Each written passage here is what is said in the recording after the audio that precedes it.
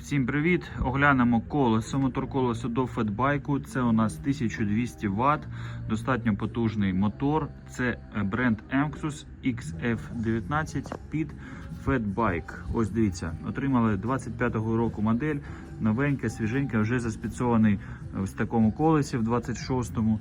Тож є по замовленню, можна відправити. В наявності ось такі мотори під тріскачку, під 6 болтів на ротор дисковий. Новенькі мотори на гарантії, редукторні, дуже якісні. Ось дивіться, заспецована на нашому заводіку.